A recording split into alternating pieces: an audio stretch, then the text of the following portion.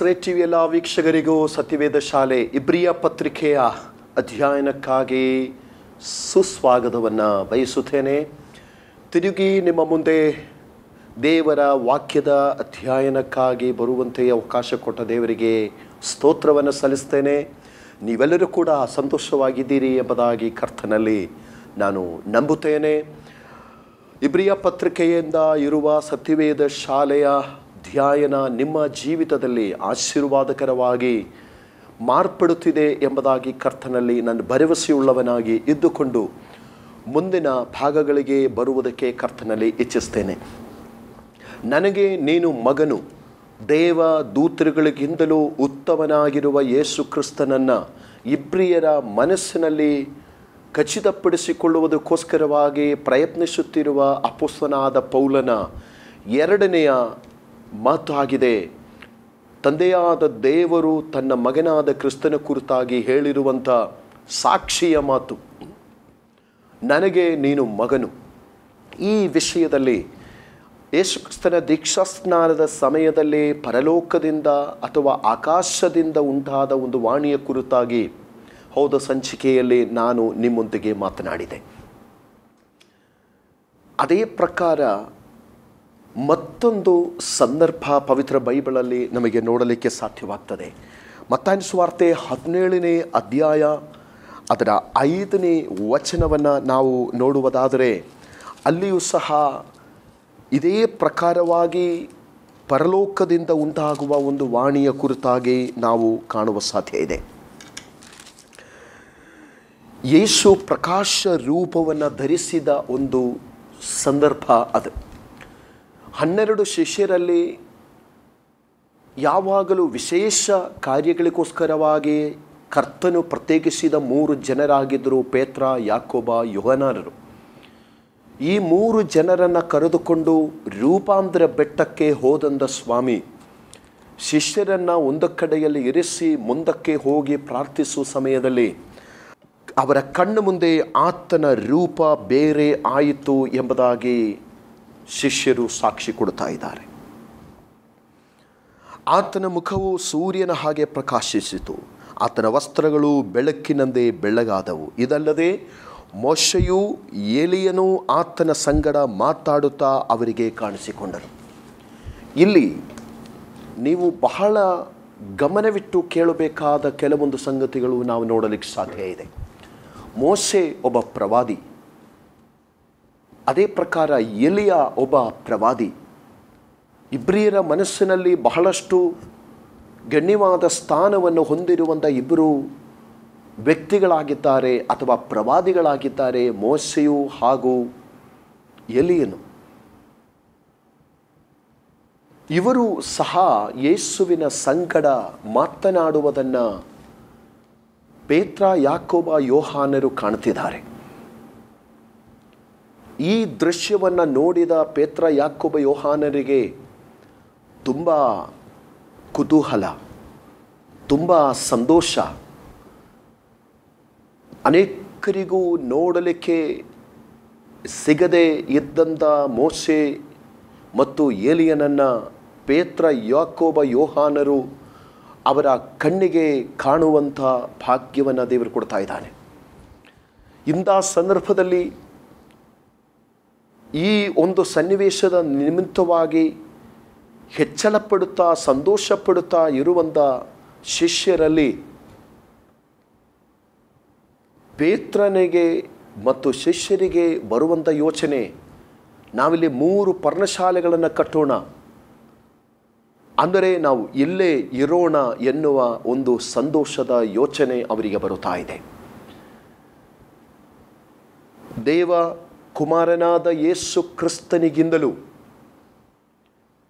ಪೇತ್ರ, ಯಾಕೋಬ, ಯೋಹಾನರ ಮನಸ್ಸಿನಲ್ಲಿ ಮೋಶೆ ಮತ್ತು ಏಲಿಯನ ಮೇಲೆ ಗಮನವನ್ನು ಬರುವುದು ಕಂಡ ಪರಲೋಕದ ದೇವರು ಆ ದರ್ಶನವನ್ನು ಮುಕ್ತಾಯಗೊಳಿಸಿದ ನಂತರ ಒಂದು ವಾಣಿಯು ಪರಲೋಕದಲ್ಲಿ ಆಕಾಶದಲ್ಲಿ ಕೇಳಿಸುವುದನ್ನು ನಾವು ಅಲ್ಲಿ ಕಾಣಲಿಕ್ಕೆ ಸಾಧ್ಯವಿದೆ.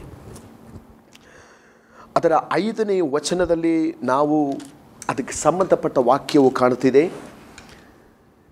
ಹೀಗೆ ಮಾತಾಡುತ್ತಿರುವಾಗಲೇ ಕಾಂತಿಯುಳ್ಳ ಮೋಡವು ಅವರ ಮೇಲೆ ಕವಿಯಿತು. ಇದಲ್ಲದೆ ಆ ಮೋಡದೊಳಗಿಂದ ಈತನು ಪ್ರಿಯನಾಗಿರುವ ನನ್ನ ಮಗನು, ಈತನನ್ನು ನಾನು ಮೆಚ್ಚಿದ್ದೇನೆ, ಈತನ ಮಾತನ್ನು ಕೇಳಿರಿ ಎಂಬ ಆಕಾಶವಾಣಿ ಆಯಿತು. ಇಬ್ರಿಯರ ಮನಸ್ಸಲ್ಲಿ ಪ್ರವಾದಿಗಳಿಗೆ ಇರುವಂಥ ಸ್ಥಾನ ಹೇಗೆ, ದೇವದೂತರುಗಳಿಗೆ ಇರುವಂಥ ಸ್ಥಾನ ಏನು ಎಂಬುದು ಚೆನ್ನಾಗಿ ಗೊತ್ತಿರುವಂಥ ದೇವರು ಮೋಶೆ ಮತ್ತು ಏಲಿಯ ಕಾಣಿಸಿಕೊಂಡಾಗ ಯೇಸು ಕ್ರಿಸ್ತನ ಮೇಲೆ ಕೊಡಬೇಕಾದ ಲಕ್ಷ್ಯ, ಯೇಸು ಕ್ರಿಸ್ತನ ಮೇಲೆ ಕೊಡಬೇಕಾದ ಗಮನ ಬಿಟ್ಟು ಮೋಶೆ ಏಲಿಯನ ಕಡೆಗೆ ಶಿಷ್ಯರ ಗಮನ ಹೋಗುವುದನ್ನು ಕಂಡ ಪರಲೋಕದ ದೇವರು ಒಂದು ಮಾತು ಸ್ಪಷ್ಟವಾಗಿ ಅವರಿಗೆ ತಿಳಿಯಪಡಿಸ್ತಾ ಇದೆ, ಈತನು ನನಗೆ ಪ್ರಿಯನಾದ ಮಗನು. ಮೋಶೆಯ ಬಗ್ಗೆ ಅಲ್ಲ, ಏಲಿಯನ ಬಗ್ಗೆ ಅಲ್ಲ, ಅದು ಯೇಸು ಕ್ರಿಸ್ತನ ಕುರಿತಾಗಿ ಪರಲೋಕದ ದೇವರು ಹೇಳಿದಂಥ ಮಾತು. ಈತನು ನನಗೆ ಪ್ರಿಯನಾಗಿರುವ ನನ್ನ ಮಗನು, ಈತನಲ್ಲಿ ನಾನು ಮೆಚ್ಚಿದ್ದೇನೆ, ಈತನ ಮಾತಿಗೆ ಕಿವಿಗೊಡಿರಿ. ಇದರಲ್ಲಿ ನನ್ನ ಪ್ರಿಯರಾದ ವೀಕ್ಷಕರಿಗೆ ನಾನು ಒಂದು ಮಾತು ಹೇಳಲಿಕ್ಕೆ ಇಚ್ಛಿಸ್ತೇನೆ. ಯೇಸು ಕ್ರಿಸ್ತನಿಗೆ ಸೇರಬೇಕಾದ ಗಮನ, ಲಕ್ಷ್ಯ, ಗೌರವ, ಆರಾಧನೆ ಬೇರೆ ಯಾವ ಕಡೆಗೂ ಅದು ಸೆಳೆಯಲ್ಪಡಬಾರದು ಎಂಬುದು ದೇವರ ಚಿತ್ತವಾಗಿದೆ ಎಂಬುದು ನಾವು ಇದರ ಮೂಲಕವಾಗಿ ತಿಳಿದುಕೊಳ್ಳೋಣ. ಇಲ್ಲಿ ಪೇತ್ರ, ಯಾಕೋಬ, ಯೋಹಾನನಿಗೆ ಬಹಳಷ್ಟು ಆಶ್ಚರ್ಯ ಉಂಟಾಗುವಂಥ ಕಾರ್ಯ. ಒಂದು ಮೋಡವು ಬಂದು ಅವರ ಮೇಲೆ ಕವಿಯುವಾಗ ಮೋಶೆ ಏಲಿಯನು ಮತ್ತೆ ಕಾಣಿಸಿಕೊಳ್ಳುವುದಿಲ್ಲ. ಆದರೆ ಯೇಸು ಒಬ್ಬನೇ ಕಾಣಿಸಿಕೊಂಡು ಆತನ ವಿಷಯದಲ್ಲಿ ಪರಲೋಕದಿಂದ ವಾಣಿಯಾಗುತ್ತದೆ, ಈತನು ನನಗೆ ಪ್ರಿಯನಾಗಿರುವ ನನ್ನ ಮಗನು, ಈತನಲ್ಲಿ ನಾನು ಮೆಚ್ಚಿದ್ದೇನೆ, ಈತನ ಮಾತಿಗೆ ಕಿವಿಗೊಡಿರಿ ಎಂಬುದಾಗಿ ಪರಲೋಕದಿಂದ ಕೇಳುವಂಥ ಶಬ್ದ. ಹೊಸ ಒಡಂಬಡಿಕೆಯಲ್ಲಿ ನಾವು ಕಾಣುವಂಥ ಈ ಎರಡು ಭಾಗಗಳು ಕೂಡ ಅಪೊಸ್ತಲನಾದ ಪೌಲನು ಇಬ್ರಿಯ ಪತ್ರಿಕೆಯಲ್ಲಿ ನನಗೆ ನೀನು ಮಗನು ಎಂಬುದಾಗಿ ಹೇಳುವಂಥ ಮಾತಿಗೆ ಹೆಚ್ಚು ಪ್ರಾಮುಖ್ಯತೆ ಕೊಡುವಂಥದ್ದು ಆಗಿದೆ. ಇಲ್ಲಿ ಪೌಲನು ಪ್ರಯತ್ನಿಸುತ್ತಿರುವಂಥದ್ದು ಏನಕ್ಕೆಂದರೆ ಯೇಸು ಕ್ರಿಸ್ತನ ಮೇಲೆ ಹೆಚ್ಚು ಲಕ್ಷ್ಯ ಕೊಡಿರಿ, ದೂತರುಗಳ ಮೇಲೆ ಅಲ್ಲ. ಇಬ್ರಿಯ ವಿಶ್ವಾಸಿಗಳು ಪ್ರವಾದಿಗಳಿಗೂ ದೂತರುಗಳಿಗೂ ಹೆಚ್ಚು ಪ್ರಾಮುಖ್ಯತೆಯನ್ನು ಕೊಟ್ಟು ಯೇಸು ಕ್ರಿಸ್ತನ ಕಡೆಯಿಂದ ಅವರ ಮನಸ್ಸು ಎಳೆಯಲ್ಪಡುವಾಗ ಅಪೊಸ್ತಲನಾದ ಪೌಲನು ದೇವರ ವಾಕ್ಯಗಳನ್ನು, ದೈವೋಕ್ತಿಗಳನ್ನು ಹೇಳಿ ಅವರ ಮನಸ್ಸನ್ನು ತಿರುಗಿ ದೇವರ ಕಡೆಗೆ ತಿರುಗಿಸುವುದಕ್ಕೆ ಅಥವಾ ಯೇಸು ಕ್ರಿಸ್ತನ ಕಡೆಗೆ ತಿರುಗಿಸುವುದಕ್ಕೆ ಈ ಮಾತನ್ನು ಹೇಳುತ್ತಿದ್ದಾರೆ. ಈ ಎರಡನೆಯ ವಿಚಾರ ಅವರ ಹೃದಯದಲ್ಲಿ ಆಳವಾಗಿ ನಾಟುವುದಕ್ಕೆ ಸಾಧ್ಯವಾಗ್ತಾ ಇದೆ. ನನಗೆ ನೀನು ಮಗನು. ಯೇಸು ಸ್ವಾಮಿಯ ವಿಷಯದಲ್ಲಿ ಪರಲೋಕದ ತಂದೆ ಕೊಡುವಂಥ ಸಾಕ್ಷಿಯ ಮಾತಾಗಿದೆ. ನಾವಿಲ್ಲಿ ಕೇಳುವಂಥದ್ದು, ನನಗೆ ನೀನು ಮಗನು. ಈ ಸಂಚಿಕೆಯಲ್ಲಿ ನನ್ನನ್ನು ವೀಕ್ಷಿಸುತ್ತಿರುವಂಥ ನನ್ನ ಪ್ರೀತಿಯ ವೀಕ್ಷಕರೇ, ಆತ್ಮಿಕ ಜೀವಿತದಲ್ಲಿ ಏರುಪೇರು ಬರುವಂಥ ಸಮಯಗಳಲ್ಲಿ ನಾವು ಬಹಳಷ್ಟು ಕಾಪಾಡಿಕೊಳ್ಳಬೇಕಾದ ಒಂದು ವಿಚಾರ ಈಗ ನಾನು ನಿಮ್ಮ ಮುಂದೆ ಹೇಳುತ್ತಿದ್ದೇನೆ. ಅತಿ ಶ್ರೇಷ್ಠ ನಾಮ ಉಳ್ಳ ಒಬ್ಬನು ಯೇಸು ಕ್ರಿಸ್ತನು. ಅಷ್ಟೇ ಅಲ್ಲ, ತಂದೆಯಾದ ದೇವರಿಂದ ಅತಿ ಗೌರವವಾದ ಒಂದು ಪದವಿಯನ್ನು, ಸ್ಥಾನವನ್ನು, ನನಗೆ ನೀನು ಮಗನು ಎಂಬ, ನನಗೆ ನೀನು ಪ್ರಿಯನಾದ ಮಗನು ಎಂಬ ಸ್ಥಾನವನ್ನು ಹೊಂದಿರುವಂಥ ದೇವ ಕುಮಾರನು ಯೇಸು ಕ್ರಿಸ್ತನು. ನಮ್ಮ ಜೀವಿತದಲ್ಲಿ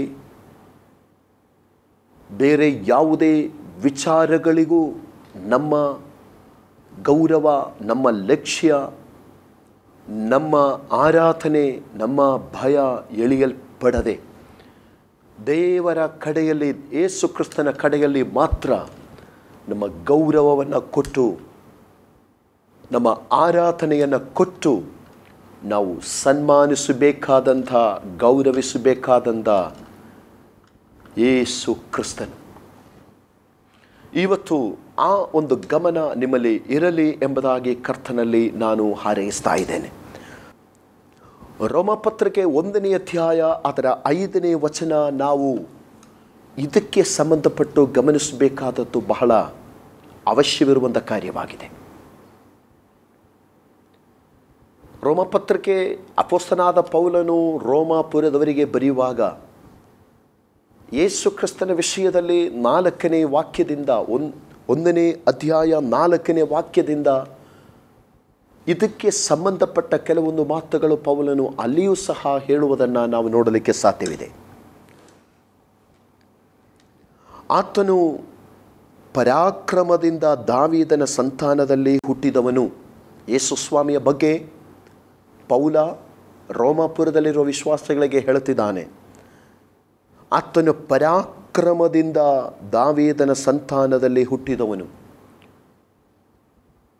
ಇಲ್ಲಿ ಪರಾಕ್ರಮ ಎಂದು ಹೇಳುವಾಗ ನಾವು ತಪ್ಪು ತಿಳುಕೊಳ್ಳಲು ಸಾಧ್ಯ ಇದೆ. ಪರಾಕ್ರಮ ಎಂಬುದಾಗಿ ಇಲ್ಲಿ ಹೇಳುವುದರ ಉದ್ದೇಶ ಒಂದೇ, ಪರಿಶುದ್ಧಾತ್ಮನ ಶಕ್ತಿಯ ಕುರಿತಾಗಿ ಇಲ್ಲಿ ಹೇಳಲ್ಪಡ್ತಾ ಇದೆ. ಪರಾಕ್ರಮ ದೇವರಾತ್ಮನ ಶಕ್ತಿಯ ಆ ಒಂದು ಅನುಭವದಿಂದಲೇ ದಾವೀದನ ಸಂತಾನದಲ್ಲಿ ಕನ್ಯಕೆಯಾದ ಮರಿಯಳಲ್ಲಿ ಯೇಸು ಸ್ವಾಮಿ ಹುಟ್ಟುತ್ತಾನೆ. ಮುಂದಿನ ವಿಚಾರವೇ ನಮಗೆ ನಮ್ಮ ವಿಷಯಕ್ಕೆ ಸಂಬಂಧಪಟ್ಟು ನೋಡಲಿಕ್ಕೆ ಸಾಧ್ಯವಾಗುವಂಥ ಕಾರ್ಯ. ಪವಿತ್ರವಾದ ಆತ್ಮ ಉಳ್ಳವನಾಗಿದ್ದು ಸತ್ತ ಮೇಲೆ ಜೀವಿತನಾಗಿ ಎದ್ದು ಬಂದ ಮಹತ್ ಕಾರ್ಯದಿಂದ ದೇವಕುಮಾರನೆಂದು ನಿರ್ಣಯಿಸಲ್ಪಟ್ಟವನೂ ಆಗಿದ್ದಾನೆ. ಆತನು ಪರಾಕ್ರಮದಿಂದ ದಾವೀದನ ಸಂತತಿಯಲ್ಲಿ ಹುಟ್ಟಿದು ಸತ್ಯ, ಆದರೆ ಆತನು ದೇವಕುಮಾರನು ಎಂಬುದಾಗಿ ನಿರ್ಣಯಿಸಲ್ಪಟ್ಟ ಮಾರ್ಗ ಏನೆಂಬುದು ಇಲ್ಲಿ ಪೌಲ ಪವಿತ್ರಾತ್ಮ ಭರಿತನಾಗಿ ಬರೆಯುತ್ತಿದ್ದಾನೆ. ನೀವು ಬಹಳ ಸೂಕ್ಷ್ಮವಾಗಿ ಆ ಪದಗಳನ್ನು ಗಮನಿಸಿದರೆ ನಿಮಗೆ ಅದರ ಅರ್ಥವನ್ನು ಮಾಡಿಕೊಳ್ಳುವುದಕ್ಕೆ ಸಾಧ್ಯವಾಗ್ತದೆ. ಪವಿತ್ರವಾದ ಆತ್ಮವುಳ್ಳವನಾಗಿದ್ದು, ಈ ಪದ ನಮಗೆ ತಿಳಿಯಪಡಿಸುವಂಥದ್ದು ದೇವರಾತ್ಮನ ಪರಾಕ್ರಮದಿಂದ ದಾವೀದನ ಸಂತಾನದಲ್ಲಿ ಆತನು ಹುಟ್ಟಿದ ಮೇಲೆ ಪವಿತ್ರವಾದ ಆತ್ಮವುಳ್ಳವನಾಗಿದ್ದು ಆತನ ಬೆಳವಣಿಗೆಯಲ್ಲಿ, ಆತನ ಜೀವಿತದಲ್ಲಿ, ಆತನ ನಡವಳಿಕೆಗಳಲ್ಲಿ ಪ್ರತಿಯೊಂದರಲ್ಲಿಯೂ ಆತನು ಪವಿತ್ರವಾದ ಆತ್ಮವುಳ್ಳವನಾಗಿದ್ದನು. ಇದು ತನ್ನ ಜೀವಿತದಲ್ಲಿ ನಾವು ಕಂಡಂಥ ಕಾರ್ಯ. ಜೀವಿತದಲ್ಲಿ ಆತನು ಪವಿತ್ರವಾದ ಆತ್ಮ ಉಳ್ಳವನಾಗಿ ಜೀವಿಸುವಾಗ ಸತ್ತ ಮೇಲೆ ಜೀವಿತನಾಗಿ ಎದ್ದು ಬಂದ ಮಹತ್ ಕಾರ್ಯದಿಂದ, ನೋಡಿ, ಹುಟ್ಟುವುದು ಪರಾಕ್ರಮದಿಂದ, ಜೀವಿಸುವುದು ಪವಿತ್ರವಾದ ಆತ್ಮನಿಂದ. ಅಷ್ಟೇ ಅಲ್ಲ, ಸತ್ತ ಮೇಲೆ ಜೀವಿತನಾಗಿ ಎದ್ದು ಬಂದ ಮಹತ್ ಕಾರ್ಯದಿಂದ ದೇವಕುಮಾರನೆಂದು ನಿರ್ಣಯಿಸಲ್ಪಟ್ಟವನು ಆಗಿದ್ದಾನೆ. ಇದು ಯೇಸು ಕ್ರಿಸ್ತನ ವಿಷಯವಾಗಿ ಹೇಳುವುದು ಸತ್ಯ. ಆದರೆ ಇಂಥ ಒಂದು ವಾಕ್ಯ ದೇವರನ್ನು ನಂಬಿ ದೇವರ ಮಕ್ಕಳಾಗಿ ಜೀವಿಸುವ ನಮ್ಮ ವಿಷಯದಲ್ಲಿ ಯಾವ ಪ್ರಕಾರ ಇದು ಅನ್ವಯವಾಗುತ್ತದೆ ಎಂಬುದನ್ನು ಒಂದು ನಿಮಿಷ ನೀವು ಗಮನಿಸಿರಿ. ಕರ್ತನಾದ ಯೇಸು ಕ್ರಿಸ್ತನು ಹೇಳಿದ ಒಂದು ವಚನ ನೀವು ಗಮನಿಸಬೇಕು. ನಿಕೋದೇಮ ಎಂಬ ಬಹಳ ಒಳ್ಳೆಯ ಮನುಷ್ಯನಾದ ಒಬ್ಬನು ಯೇಸು ಸ್ವಾಮಿಯ ಬಳಿಗೆ ಬಂದು ನೀನು ಒಳ್ಳೆ ಬೋಧಕನು ಎಂಬುದಾಗಿ ಸ್ವಾಮಿಯ ಬಗ್ಗೆ ಸಾಕ್ಷಿ ಕೊಡ್ತಾರೆ. ಆದರೆ ಆ ಮನುಷ್ಯನಿಗೆ ಸ್ವಾಮಿ ಹೇಳುವಂಥ ಒಂದು ಮಾತು ನಾವು ತುಂಬ ಗಮನಿಸಬೇಕಾದ ಕಾರ್ಯ. ಅದೇನೆಂದರೆ, ನೀನು ಹೊಸದಾಗಿ ಹುಟ್ಟದೆ ಹೋದರೆ ನೀನು ದೇವರ ರಾಜ್ಯಕ್ಕೆ ಬಾಧ್ಯನಾಗುವುದಿಲ್ಲ ಎಂಬುದಾಗಿ ಕರ್ತನೆ ಹೇಳ್ತಾನೆ. ಹೊಸದಾಗಿ ಹುಟ್ಟುವುದಂದರೆ ನಾನು ಮುದುಕನಾದ ಮೇಲೆ ನನ್ನ ತಾಯಿಯ ಗರ್ಭದಲ್ಲಿ ತಿರುಗಿ ನಾನು ಹೇಗೆ ಹುಟ್ಟುವುದು ಎಂಬ ಸಂಶಯ ನಿಕೋದೇಮನಿಗೆ ಉಂಟಾಗುತ್ತದೆ. ಅದಕ್ಕೆ ಸ್ವಾಮಿ ಹೇಳುವಂಥದ್ದು, ಒಬ್ಬನು ಆತ್ಮನಿಂದಲೂ ನೀರಿನಿಂದಲೂ ಹುಟ್ಟಬೇಕು ಎಂಬುದು.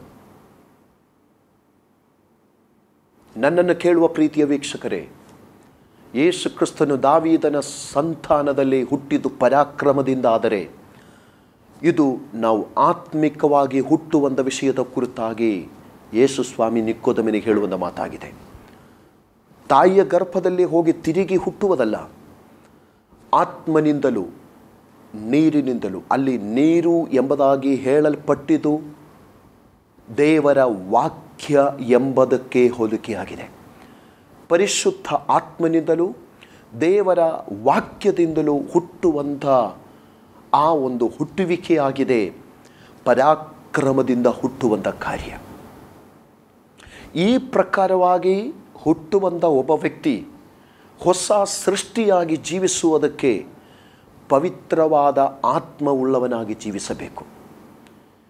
ಈ ಪ್ರಕಾರವಾಗಿ ಪರಿಶುದ್ಧ ಜೀವನವನ್ನು ನಡೆಸುವಂಥವರಿಗೆ ಮಾತ್ರ ಸತ್ತವರೊಳಗಿಂದ ಜೀವಿತನಾಗಿ ಎದ್ದು ಬರುವುದಕ್ಕೆ ಕರ್ತನ ಬರೋಣದ ದಿನದಲ್ಲಿ ಸಾಧ್ಯವಾಗುತ್ತದೆ. ನನ್ನನ್ನು ಗಮನಿಸುತ್ತಿರುವಂಥ ನನ್ನ ಪ್ರಿಯರಾದ ವೀಕ್ಷಕರಿಗೆ ನಾನು ಒಂದು ಮಾತು ಹೇಳಲಿಕ್ಕೆ ಇಚ್ಛಿಸ್ತೇನೆ. ನೀವಿನ್ನೂ ದೇವರ ವಾಕ್ಯದ ಪ್ರಕಾರ ಆತ್ಮನಲ್ಲಿ ಹುಟ್ಟದೇ ಇರುವ ವ್ಯಕ್ತಿಯೂ ಆಗಿದ್ದರೆ, ಇವತ್ತು ಕರ್ತನ ಮುಂದೆ ಈ ಸತ್ಯವೇದ ಶಾಲೆಯಲ್ಲಿ ಕೂತ್ಕೊಂಡು ನೀವೊಂದು ತೀರ್ಮಾನ ಮಾಡಿ, ನಿಕೋದೇಮನಿಗೆ ಯೇಸು ಸ್ವಾಮಿ ಹೇಳಿರುವ ಮಾತಿನ ಆಧಾರದಲ್ಲಿ ದೇವರ ವಾಕ್ಯದಲ್ಲಿಯೂ ಪವಿತ್ರ ಆತ್ಮನಲ್ಲಿಯೂ ಪರಾಕ್ರಮದಿಂದ ಹುಟ್ಟುವಂಥ ಆ ಒಂದು ಜನ್ಮವನ್ನು ತಾಳಿಕೊಳ್ಳುವುದಕ್ಕೆ ನೀವು ಮನಸ್ಸು ಮಾಡಿಕೊಳ್ಳಿರಿ. ಅಷ್ಟೇ ಅಲ್ಲ, ಆತನ ಆಜ್ಞೆ ಆಗಿರುವ ದೀಕ್ಷಾ ಸ್ನಾನವನ್ನು ತೆಗೆದುಕೊಳ್ಳುವಂಥ ನೀವು ತಂದೆ ಮಗ ಪವಿತ್ರಾತ್ಮನ ಹೆಸರಿನಲ್ಲಿ ದೀಕ್ಷಾ ಸ್ನಾನ ಮಾಡಿಸಿಕೊಂಡ ಮೇಲೆ ಪವಿತ್ರವಾದ ಆತ್ಮ ಉಳ್ಳವರಾಗಿ ನೀವು ಜೀವಿಸಬೇಕು. ದೇವರ ರಾಜ್ಯವನ್ನು ಸೇರಬೇಕು ಎಂಬ ಹಂಬಲ ನಿಮ್ಮಲ್ಲಿ ಇರುವುದಾದರೆ, ಕರ್ತನ ಬರೋಣದಲ್ಲಿ ಎದ್ದಲ್ಪಡಬೇಕು ಎಂಬ ಆಶಯ ನಿಮ್ಮಲ್ಲಿ ಇರುವುದಾದರೆ, ನೀವು ಪವಿತ್ರವಾದ ಆತ್ಮ ಉಳ್ಳವರಾಗಿ ಜೀವಿಸಬೇಕು. ನಾವು ದೇವರ ಮಗನಾಗಿ ಮಗಳಾಗಿ ಇದ್ದೇವೆ ಎಂಬುದು ಸಂಪೂರ್ಣವಾಗಿ ನಿರ್ಣಯಿಸಲ್ಪಡುವ ಸಮಯ ಯಾವುದು? ಒಂದು ವೇಳೆ ಈ ಭೂಮಿಯಲ್ಲಿ ಜೀವಿಸುವಾಗ ನಾವು ಹೇಳ್ಬೋದು, ನಾನು ದೇವರ ಮಗನು ಮಗಳು ಎಂಬುದಾಗಿ. ಆದರೆ ನಿಮಗೆ ನಾನೊಂದು ಪ್ರಶ್ನೆ ಕೇಳ್ತೀನಿ.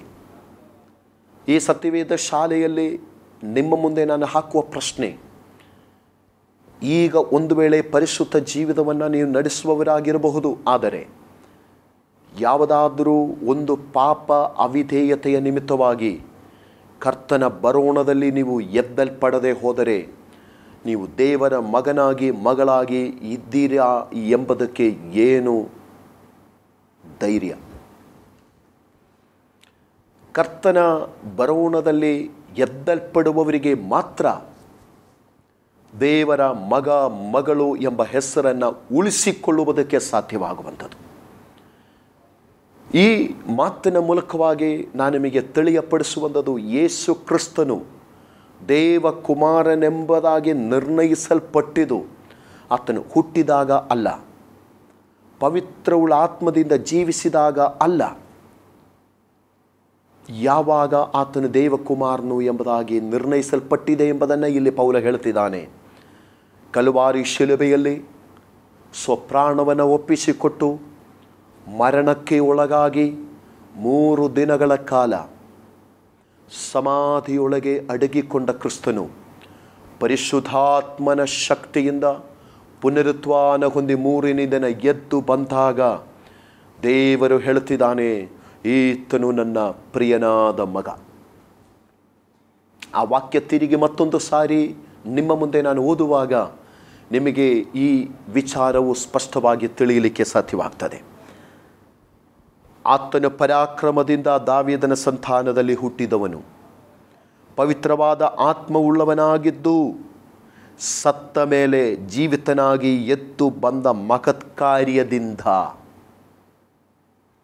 ಅಲ್ಲೇ ನಿರ್ಣಯಿಸಲ್ಪಡ್ತಾ ಇದೆ. ದೇವಕುಮಾರನೆಂದು ನಿರ್ಣಯಿಸಲ್ಪಟ್ಟವನೂ ಆಗಿದ್ದಾನೆ. ನಿಜವಾಗಿ ದೇವರ ಮಗನು ಮಗಳು ಎಂಬುದಾಗಿ ನಮ್ಮ ನಿರ್ಣಯ ಸಂಪೂರ್ಣವಾಗುವಂಥದ್ದು ತಿರುಗಿ ಆತನು ಮೇಘದಲ್ಲಿ ಪ್ರತ್ಯಕ್ಷನಾಗುತ್ತಾನೆ.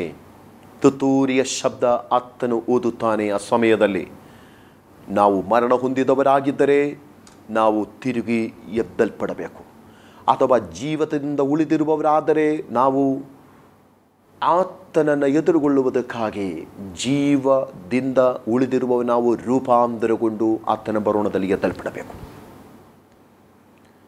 ಇದಾಗಿದೆ ಈ ಸಂಚಿಕೆಯಲ್ಲಿ ನಿಮಗೆ ನಾನು ತಿಳಿಸಲಿಕ್ಕಿರುವಂಥ ಸತ್ಯವೇದ ಶಾಲೆಯ ಈ ಒಂದು ಅಧ್ಯಯನ.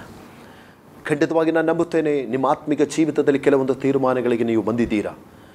ದೇವರು ನಿಮ್ಮನ್ನು ಈ ವಾಕ್ಯದ ದೆಸೆಯಿಂದಲೇ ಧೈರ್ಯಪಡಿಸಲಿ, ಕ್ರಮಪಡಿಸಲಿ ಮತ್ತು ನಿಮ್ಮನ್ನು ಕರ್ತನ ಬರೋಣಕ್ಕಾಗಿ ಸಿದ್ಧಪಡಿಸಲಿ ಎಂಬುದಾಗಿ ನಾನು ಈ ಸಂಚಿಕೆಯ ಮೂಲಕ ನಿಮ್ಮನ್ನು ಆಶೀರ್ವದಿಸ್ತಾ ಇದ್ದೇನೆ.